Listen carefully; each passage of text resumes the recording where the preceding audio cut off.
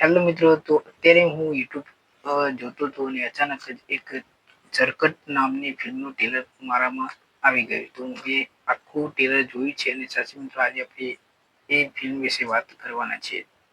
Sorry, ઝરકટ.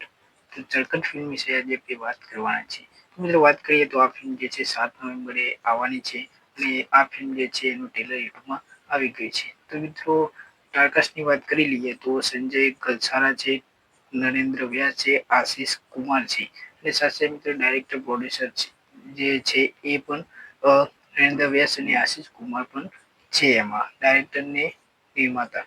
તો મિત્રો વાત કરી લઈએ તો આ ફિલ્મનું ટ્રેલર કેવું છે, તો મિત્રો કહી દઉં કે 3 દોસ્ત છે એ પૈસા કમાવા માટે શું શું કરતા હોય છે. તો તમે હાહાકાર ફિલ્મ તમે જોઈ હશે તો એના જેવું આ ફિલ્મમાં બતાવવામાં આવે છે, એટલે કે અલગ કરવામાં આવે છે. પરંતુ ફિલ્મ તમે જોશો તો તમને ટ્રેલર તમે જોશો તો તમને ખબર પડી જશે કે ફિલ્મનું આ ફિલ્મ જે છે એ ચાલશે કે નહીં.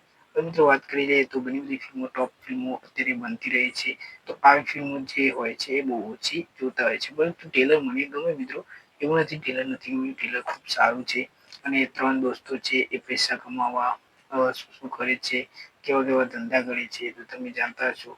પેલા માલદાર હતા તો ઘણું બધું એમને લૂંટાવી દીધું હશે. બધું કામ ધંધા કઈ કરતા ને આડાઅવળા કામ કરતા હશે. તો એવું કંઈક ફિલ્મમાં બતાવવામાં આવ્યું હશે, મને ટ્રેલર પરથી એવું લાગે છે.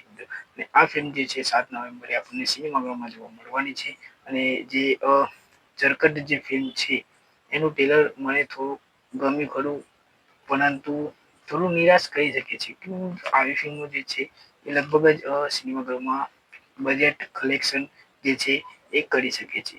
તો આ વિશે તમારું શું કહેવું છે, કોમેન્ટ કરીને અવશ્ય જણાવજો. Play next video.